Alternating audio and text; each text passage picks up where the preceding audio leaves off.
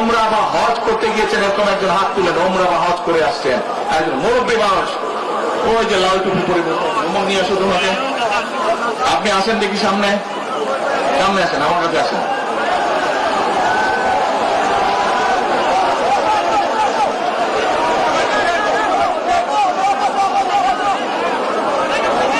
ওই যে চশমা ঝুলছে, চশমা ঝুলছে।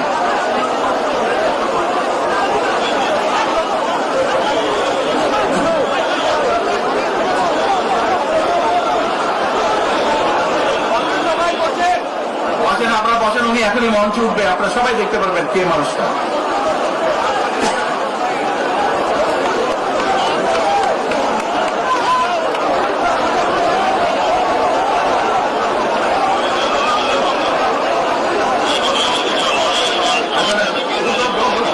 এই আদান তাড়াতাড়ি তাড়াতাড়ি। কি নাম আপনার? ভাই এইদিকে বলছি, বাড়ি কই? বাড়ি সুনামগঞ্জ। সুনামগঞ্জ কোথায়? এই সুনামগঞ্জের মানুষ আছে এখানে? এই লোক আপনাদের মানুষ? আচ্ছা, এখন বলেন কবে গেছিলেন আপনি? হজ না উমরা গেছিলেন? উমরাতে গেছেন 16তে, হজে গেছেন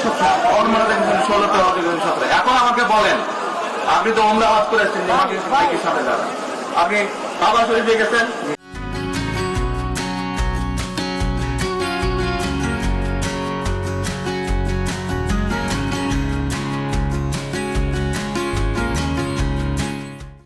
কাবা শরীফের মালিককে জোরে বলেন। আল্লাহ। কাবা শরীফের মালিককে? আল্লাহ। আল্লাহ। আমরা মুসলমান সবাই এই দিন দুনিয়ার, আমরা যে পৃথিবী দেখি, এই পৃথিবীর মালিককে? আল্লাহ। এই সূর্য নক্ষত্র যা দেখি তার মালিককে? আল্লাহ। বেহেশতের মালিককে? আল্লাহ। দোজখের মালিককে? আল্লাহ।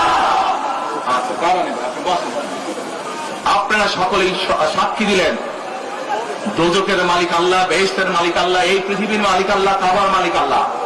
আরে ভাই, যেটার মালিক আল্লাহ সেটা কি অন্য কেউ দেওয়ার ক্ষমতা রাখে? রাখে না।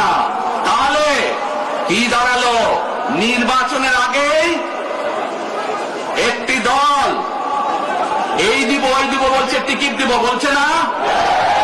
যেটার মালিক মানুষ না, সেইটার কথা যদি সে বলে, এক সেরেকি করা হচ্ছে, হচ্ছে না? যার মালিক আল্লাহ, যার অধিকার শুধু আল্লাহ একমাত্র, সবকিছুর অধিকার উপরে আল্লাহর অধিকার। কাজেই আগেই তো আপনাদেরকে ঠকাচ্ছে, নির্বাচনের পরে তাহলে কেমন ঠকাবে আপনাদেরকে বোঝে নেবা।